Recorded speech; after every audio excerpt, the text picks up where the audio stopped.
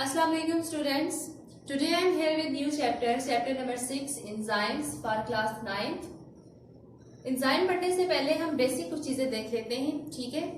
Enzymes जैसे कि हमारी बॉडी में प्रेजेंट होते हैं, बायोकैटलिस्ट होते हैं, तो अब हमारी बॉडी में ये जो उनकी वर्किंग है उसके लिए हम कुछ बेसिक चीजें पढ़ लेते हैं। उसमें फर्स्ट हमारे पास आ जाता है स्टूडेंट्स मेटाबॉलिज्म। हम देखते हैं मेटाबॉलिज्म क्या है। फर्स्ट टाइम जो टर्म मेटाबॉलिज्म है ये इंट्रोड्यूस करवाई साइंटिस्ट थे जिनका नाम था इब्ने नफीस। इब्ने नफीस जो है वो साइंटिस्ट थे जिन्होंने फर्स्ट टाइम मेटाबॉलिज्म की टर्म इंट्रोड्यूस करवाई। इसमें फिर हमारे पास ये आ जाता है कि टर्म मेटाबॉलिज्म जो है derived from a Greek word meaning change, यानी कि ये जो वर्ड है मेटाबॉलिज्म इसका मतलब क्या है? चेंज, चेंज हो जाना, तब्दील हो जाना। Okay, the concept of metabolism was first given by Ibn Nafis, who stated that the body and its parts are always undergoing change, कि हमारी बॉडी और इसके पार्ट्स जो हैं वो ऑल द टाइम किस में जाते हैं जी? चेंज में जाते हैं, चेंज की रिक्वायरमेंट होती है। तो हम देखते हैं मेटाबॉलिज्म की डेफिनेशन क्या है हमारे पास। मीनिंग तो हमें समझ में आ चुका है, change.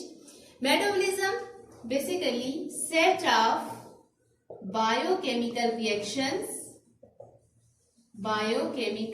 reactions occur in our body। हमारी बॉडी में जितने भी केमिकल रिएक्शंस होते हैं उन सबको जब हम समराइज कर लेते हैं, सम अप कर लेते हैं, एज अ होल हम उनको किसका नाम देते हैं? मेटाबॉलिज्म का नाम देते हैं।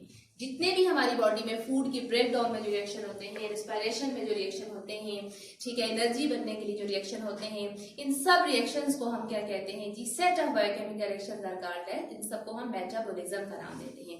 मींस के इन रिएक्शंस में जो है वो चेंज आता है हमारे पास। बड़े मॉलिक्यूल टूटते हैं, छोटे मॉलिक्यूल बन जाते हैं, या छोटे मॉलिक्यूल कंबाइन होते हैं तो बड़े मॉलिक्यूल बन जाते हैं, ठीक है।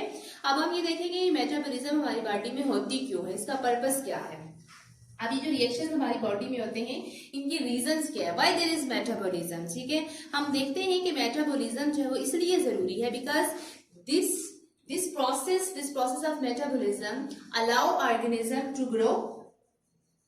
ग्रोथ के लिए हमारी बॉडी में मेटाबॉलिज्म का होना जरूरी है। रिप्रोडक्शन के लिए, रिप्रोडक्शन। देन हमारी बॉडी में जो है मेंटेन देयर स्ट्रक्चर, बॉडी के जितने भी सेल्स के स्ट्रक्चर है उनके मेंटेनेंस के लिए जरूरी है, मेंटेन सेलुलर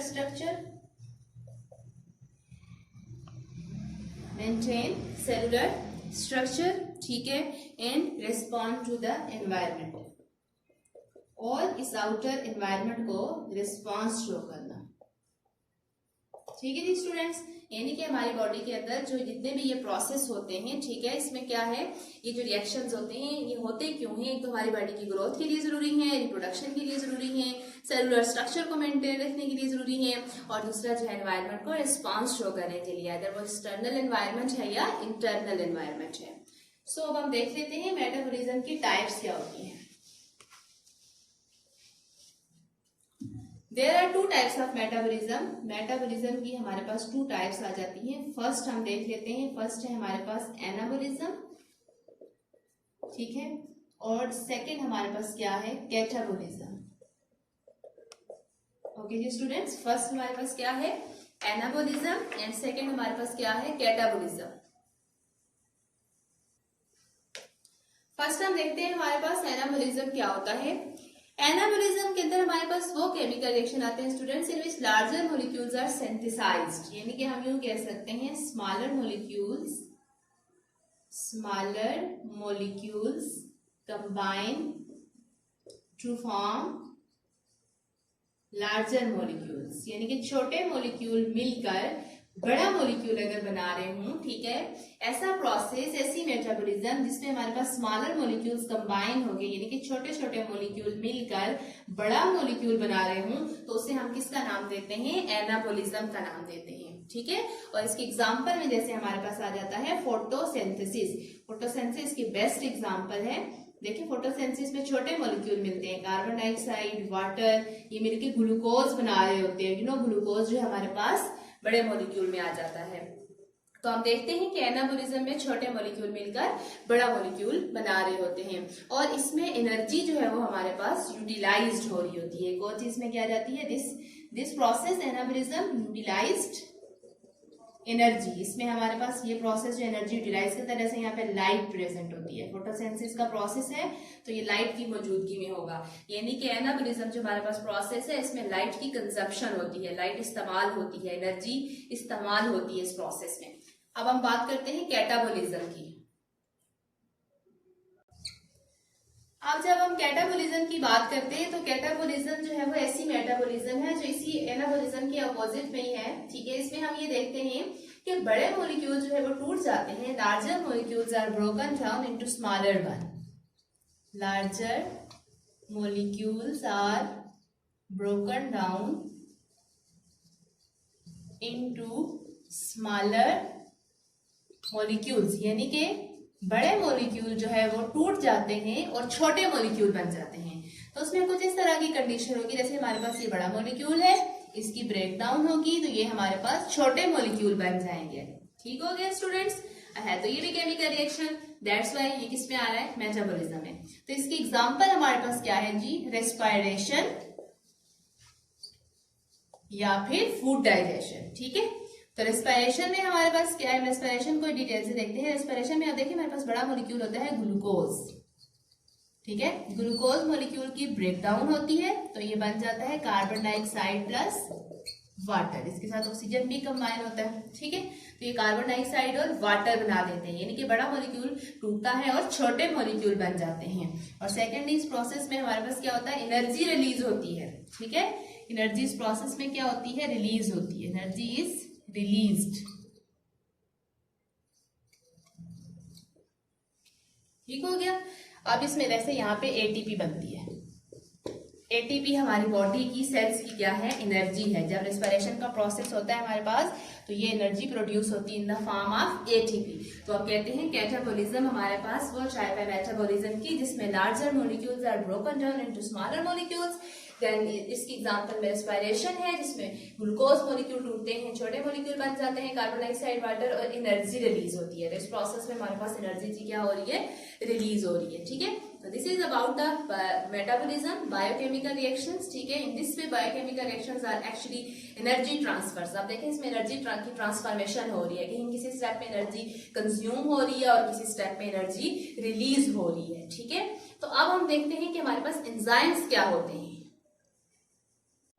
अब हम देखते हैं कि हमारे पास एंजाइम्स क्या होते हैं। ठीक है, एंजाइम्स को हम मेटाबॉलिज्म से कैसे रिलेट करते हैं, जैसा अभी हमने पहले मेटाबॉलिज्म के बारे में पढ़ा, मेटाबॉलिज्म की टाइप्स देखी, तो हम एंजाइम को कैसे मेटाबॉलिज्म से रिलेट करते हैं। तो देखिए students, during metabolism chemicals are transformed from one form to the other form. हम देखते हैं जैसे हमने फोटोसिंथेसिस, रेस्पिरेशन की एग्जांपल्स में देखा कि हमारे पास जब भी मेटाबॉलिज्म होती है, बायोकेमिकल रिएक्शंस होते हैं, तो हमारे पास सब्सटेंसेस जो है वो एक फॉर्म में दूसरी फॉर्म में चेंज हो रहे होते हैं।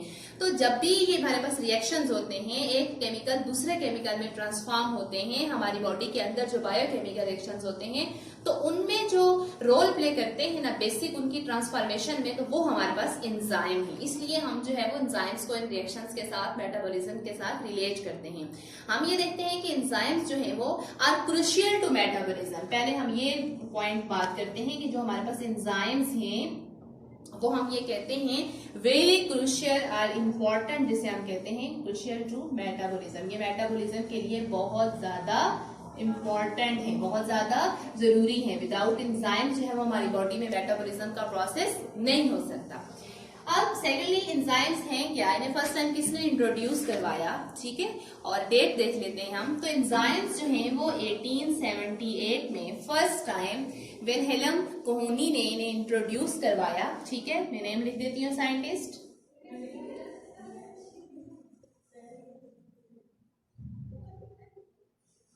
विल्हेल्म कोहनी ने इन्हें फर्स्ट टाइम इंट्रोड्यूस करवाया। और एंजाइम्स जो हैं वो हमारे पास हम कहते हैं enzymes are basically, enzymes are protein in nature, are protein. Enzymes protein होते हैं, यानी कि ये प्रोटीन से बने हुए होते हैं। ठीक है, और फिर हम ये कहते हैं एंजाइम्स आर बायोकैटालिस्ट। एंजाइम्स आर बायोकैटालिस्ट, इन्हें हम बायो कैटलिस्ट का नाम देते हैं। कैटलिस्ट क्या होते हैं? जो रिएक्शन को स्पीड अप कर देते हैं, स्पीड अप द रिएक्शन।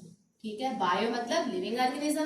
तो ऐसे रिएक्शन जो लिविंग ऑर्गेनिज्म की बॉडी में हो रहे होते हैं, उन रिएक्शंस को जो केमिकल जो हैं, जो हमारे पास स्ट्रक्चर जो हैं, वो उन्हें स्पीड अप करते हैं, उनके रेट को बढ़ा देते हैं, उन्हें हम एंजाइम्स का नाम देते हैं। और एंजाइम की कंपोजिशन देखें तो हमारे पास प्रोटीन इन नेचर है, ये प्रोटीन से बने हुए हैं। तो जितना भी हमारे पास मेटाबॉलिक पाथवे होते हैं, उनको एंजाइम स्पीड अप करते हैं या एंजाइम्स उन्हें रेगुलेट करते हैं। ठीक है, enzymes are protein that catalyse biochemical reaction and are not change during the reaction. एक और बात स्टूडेंट्स, मैंने कहा एंजाइम कैटलाइज द रिएक्शन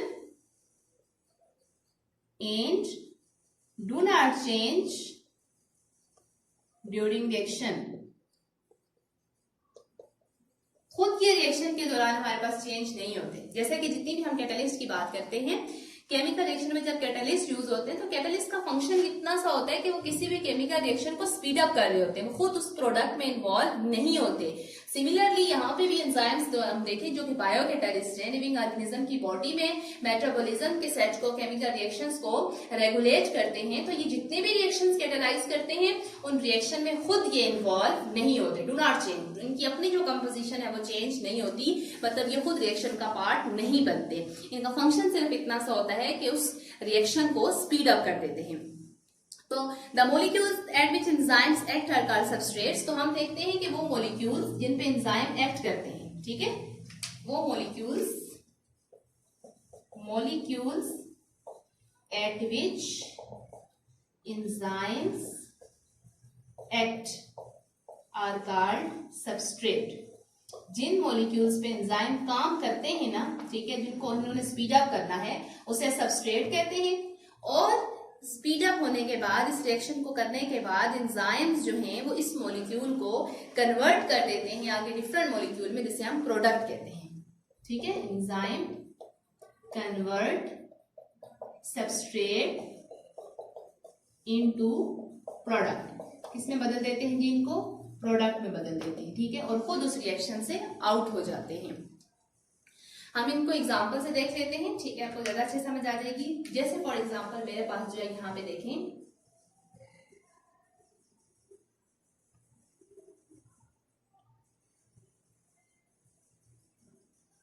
ये हमारे पास हम कह सकते हैं सबस्ट्रेट है।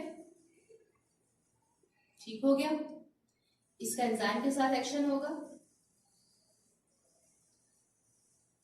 ये हमारे पास एंजाइम है, ठीक है, ये क्या है हमारे पास? एंजाइम। इन पे ये एंजाइम इस सबस्ट्रेट के साथ इनकी कॉम्बिनेशन होगी। ठीक है, ये हम ये कह देते हैं, जो इनकी शेप है, ये इसमें फिट हो जाएंगे। एंजाइम इस सबस्ट्रेट पे एक्ट करेंगे। एक्ट करने के बाद जो है वो हमारे पास आप देखेंगे एंजाइम वापस रिएक्शन से बाहर निकल आएंगे और ये हमारे पास जो है वो क्या बन जाएगा? प्रोडक्ट बन जाएगा। ठीक हो गया स्टूडेंट्स, ये देखें, ये सबस्ट्रेट, ये एंजाइम ने इन पे एक्ट किया। ठीक हो गया, जिस मॉलिक्यूल पे एंजाइम काम करता है उसे सबस्ट्रेट कहते हैं। इनके कॉम्बिनेशन के बाद, रिएक्शन होने के बाद एंजाइम खुद सेपरेट हो चुका है और ये हमारे पास इसने क्या बना दिया है? प्रोडक्ट बना दिया है। तो हम ये कहते हैं कि एंजाइम जो है वो रिएक्शन में इन्वॉल्व नहीं होते। ठीक है, इनकी केमिकल कंपोजिशन में कोई फर्क नहीं आता, ना ही रिएक्शन पे कोई फर्क पड़ता है। जस्ट इस रिएक्शन को स्पीड अप करते हैं। सबस्ट्रेट को किस में कन्वर्ट कर दिया? प्रोडक्ट में कन्वर्ट कर दिया। ठीक है, तो दिस इज अबाउट एंजाइम। अब हम देखते हैं कि एंजाइम्स जो हैं, एक और काम हम देखते हैं कि एंजाइम वर्क कैसे करते हैं। एंजाइम किसी भी केमिकल रिएक्शन को कैसे स्पीड अप करते हैं, तो उसके लिए हम एक बेसिक टर्म देखते हैं, एक्टिवेशन एनर्जी। ठीक है, हम देखते हैं एक्टिवेशन एनर्जी क्या होती है। नाउ एक्टिवेशन एनर्जी क्या है और एंजाइम किस तरह से जो है वो एक्टिवेशन एनर्जी के प्रोसेस में हेल्पफुल होते हैं। All chemical reactions require activation energy. It is defined as minimum energy required to start a reaction. तो इसकी हम डेफिनेशन कैसे करते हैं? हम कहते हैं जी वो कम से कम एनर्जी, ठीक है, मिनिमम एनर्जी रिक्वायर्ड जो चाहिए होती है to start a chemical reaction, to start a chemical reaction. किसी भी केमिकल रिएक्शन को स्टार्ट करने के लिए जो एनर्जी रिक्वायर्ड होती है उसे हम क्या कहते हैं? एक्टिवेशन एनर्जी कहते हैं। ठीक है, The need for activation energy act as a barrier to the beginning of the reaction. Starting में हमारे पास जो रिएक्शन जो है अभी उसकी बिगनिंग में अगर आप देखें, अगर रिएक्शन सही से हमारे पास हैपन नहीं हो रहा तो उसके लिए हमें एक्टिवेशन एनर्जी की जरूरत होती है। हम जैसे ही किसी भी रिएक्शन को एक्टिवेशन एनर्जी देते हैं तो वो रिएक्शन हमारे पास जो है जी वो स्पीड अप हो जाता है। अब एंजाइम्स क्या करते हैं? एंजाइम्स हमारे पास जो ये रिएक्शन का बैरियर होता है स्टार्टिंग में, इस बैरियर को कम करते हैं। मींस कि एंजाइम्स एक्टिवेशन एनर्जी की रिक्वायरमेंट को कम कर देते हैं। अब अगर हमें किसी रिएक्शन के लिए एक्टिवेशन एनर्जी बहुत ज्यादा चाहिए तो अगर हम साथ में एंजाइम यूज कर लेंगे तो एक्टिवेशन एनर्जी क्या हो जाएगी जी? कम हो जाएगी। ठीक है, enzyme load such barrier by decreasing the requirement of activation energy. तो हम ये देखते हैं कि एंजाइम किस तरह से एक्टिवेशन एनर्जी को कम करते हैं। Enzyme load the activation energy in several ways. First हमारे पास ये आ जाता है, हम ये कहते हैं एंजाइम लोड एक्टिवेशन एनर्जी। ठीक हो गया, ये एक्टिवेशन एनर्जी को कम कर देते हैं। कैसे? नंबर 1, दे में अल्टर शेप ऑफ सबस्ट्रेट। तब अगर सबस्ट्रेट की शेप उनके अकॉर्डिंगली फिट नहीं आ रही है तो ये जो है वो उसकी शेप को चेंज कर देते हैं। ठीक है, फिर इसी तरह से एंजाइम जो है वो क्या करते हैं? चार्ज डिस्ट्रीब्यूशन भी चेंज कर देते हैं। दे change charge distribution of substrate. अगर किसी सबस्ट्रेट में किसी चार्ज की वजह से रिएक्शन नहीं हो रहा तो उसमें ये चार्ज डिस्ट्रीब्यूशन जो है वो भी उसकी क्या कर देते हैं जी? चेंज कर देते हैं। ठीक है, एंजाइम में also load activation energy by bringing substrate in the correct orientation. मतलब ये इसको जो है इसकी पोजीशन भी चेंज कर सकते हैं। इसको करेक्ट ओरिएंटेशन पे लाकर जो है वो उसका रिएक्शन कंप्लीट करवा सकते हैं। ठीक है, करेक्ट ओरिएंटेशन यानी कि सबस्ट्रेट को प्रॉपर उसकी प्लेस में ले आते हैं ताकि जहां पे वो इजीली और फास्ट जो है वो केमिकल रिएक्शन कर सके। तो एंजाइम जो है वो हमारे पास क्या करते हैं? किसी भी रिएक्शन के लिए जो कम से कम एनर्जी रिक्वायर्ड होती है, एक्टिवेशन एनर्जी रिक्वायर्ड होती है, जो बैरियर होता है रिएक्शन के स्टार्ट में, उसको कम कर देते हैं। ठीक है, अब हम देखते हैं डायग्राम की मदद से, ग्राफ ले लेते हैं। हम ये देखेंगे कि किस तरह से एक रिएक्शन जो है एंजाइम की मौजूदगी में रिएक्शन पे क्या फर्क पड़ता है, और अगर एंजाइम मौजूद ना हो तो जस्ट एक्टिवेशन एनर्जी अगर हम उस रिएक्शन को दें तो उसमें हमारे पास क्या फर्क पड़ता है। अब हम जो है वो एक ग्राफ की मदद से देख लेते हैं कि एंजाइम किस तरह से एक्टिवेशन एनर्जी को कम करके रिएक्शन को स्पीड अप कर देते हैं। ठीक है, लुक एट हियर, ये हमारे पास देखें सबस्ट्रेट है। ठीक है, और ये हमारे पास क्या बन रहा है जी? प्रोडक्ट बन रहा है। यहाँ हमारे रिएक्शन की प्रोग्रेस है और यहाँ पे एनर्जी। ठीक है, अब यहाँ देखें स्टार्टिंग में हमारे पास जब सबस्ट्रेट की कन्वर्जन होती है, रिएक्शन स्टार्ट होता है। ठीक है, तो अब ये जो हमारे पास प्रोसेस चल रहा है हम कहते हैं एक्टिवेशन एनर्जी विदाउट एंजाइम। यानी कि ये जो हम इसको सबस्ट्रेट को एनर्जी प्रोवाइड कर रहे हैं, विदाउट एंजाइम हम इसको एनर्जी प्रोवाइड कर रहे हैं। ठीक है, विदाउट एंजाइम जो हम इसे एनर्जी प्रोवाइड कर रहे हैं, तो वो हमारे पास देखिए इतना टाइम जो है उस लगता है रिएक्शन को प्रोडक्ट में कन्वर्ट होने में। बट जैसे ही सेकंड देखें हम यहाँ पे, अगर आप देखें तो यहाँ हम एक्टिवेशन एनर्जी दे रहे हैं विद एंजाइम्स। मतलब अब इस सबस्ट्रेट को हम साथ में एंजाइम भी प्रोवाइड कर रहे हैं। अब देखिए एंजाइम ने इतना जो है वो एक्टिवेशन एनर्जी को कम कर दिया है। जब एंजाइम की मौजूदगी में सबस्ट्रेट जो हमारे पास इस रेट पे प्रोडक्ट में कन्वर्ट हो रहा है, विदाउट एंजाइम हमारे पास ये रेट है। देखिए दिस इज अ डिफरेंस। ठीक है, यहाँ पे एंजाइम्स की मौजूदगी की वजह से एक्टिवेशन एनर्जी जो है वो बहुत ज्यादा कम हो चुकी है। ठीक है, तो एंजाइम जो है वो किसी भी रिएक्शन में एक्टिवेशन एनर्जी को कम करके उस रिएक्शन को स्पीड अप कर देते हैं, फास्ट कर देते हैं। ठीक है, this is about the relation of enzyme and activation energy. अब हम देखते हैं एंजाइम की हमारे पास 2 टाइप्स है, हम वो 2 टाइप्स भी जो है वो डिस्कस कर लेते हैं। अब हम एंजाइम की टाइप्स की बात करते हैं। Enzyme can be categorised on the basis of the site where they work. मतलब हम किस बेस पे एंजाइम को कैटेगराइज कर रहे हैं? Types of enzyme on the basis of site, the basis of site where they work, जहां पे ये काम करते हैं। ठीक है, वहां की हम जगह को देखते हुए, साइट, साइट कैसे कहते हैं? जगह को। ठीक है, तो हम उसके अकॉर्डिंगली एंजाइम की टाइप्स बता रहे हैं। ठीक है, they are classified on the basis of the site where they work. So they may be intracellular enzyme, ठीक है, और extracellular enzyme. Enzyme intracellular भी हो सकते हैं, एक्स्ट्रा सेलुलर भी हो सकते हैं। अब इसका मतलब क्या है? As the word indicate, intracellular means inside the cell, inside the cell, ठीक हो गया। और एक्स्ट्रा सेलुलर का मतलब ये हो गया जी outside the cell, outside the cell, यानी कि सेल के बाहर और सेल के अंदर। अब वो एंजाइम जो सेल के अंदर रह के वर्किंग करते हैं, मतलब सेल के साइटोप्लाज्म में वर्किंग करते हैं, हम यूं कह सकते हैं, ठीक है, उनको हम कहते हैं इंट्रासेलुलर एंजाइम। और वो एंजाइम जो सेल से आउटसाइड वर्क करते हैं, लाइक किसी कैविटी में काम करते हैं, बॉडी के अंदर ही किसी भी कैविटी में वर्किंग कर रहे हैं, उन्हें हम एक्स्ट्रा सेलुलर एंजाइम कहते हैं। तो इनकी बेस्ट एग्जांपल्स भी हैं मेरे पास। जैसे हम बात करते हैं एंजाइम्स ऑफ ग्लाइकोलाइसिस। ग्लाइकोलाइसिस हमारे पास एक प्रोसेस है स्टूडेंट्स, यू नो ग्लाइकोलाइसिस क्या है? लाइसिस ब्रेकडाउन को कहते हैं, ग्लाइकोग्लूकोजन को कहते हैं, ग्लूकोज से है, यानी कि ग्लूकोज की ब्रेकडाउन होना। जब ग्लूकोज की ब्रेकडाउन होती है, ठीक है, तो उसमें हमारे पास जो ग्लाइकोलाइसिस के एंजाइम हैं वो साइटोप्लाज्म में ही वर्क कर रहे होते हैं। तो हम ये कहते हैं जो ग्लाइकोलाइसिस का फिनोमेना है उसमें जो एंजाइम्स हैं वो कौन से होते हैं? इंट्रासेलुलर एंजाइम्स होते हैं। इसी तरह जब हम बात करते हैं पेप्सिन एंजाइम की, किसकी बात करते हैं हम? पेप्सिन एंजाइम जो है हमारे पास, ये जो एंजाइम है ये काम करता है ये स्टमक में, ठीक है। Pepsin enzyme working in the stomach cavity, ये हमारे पास स्टमक कैविटी में काम कर रहा है। तो ये देखिए सेल के अंदर नहीं काम कर रहा है, कैविटी में वर्किंग कर रहा है। तो पेप्सिन एंजाइम हमारे पास आ जाता है एक्स्ट्रा सेलुलर एंजाइम में, ठीक है। So on the basis of the site we categorise enzyme into two types, intracellular, extracellular. Intracellular glycolysis enzyme जो कि साइटोप्लाज्म में वर्क कर रहे हैं, एंड एक्स्ट्रा सेलुलर जैसे कि पेप्सिन एंजाइम जो है वो कैविटी में वर्क कर रहे हैं, स्टमक कैविटी में काम कर रहे हैं। So this is all about the brief introduction of the enzymes.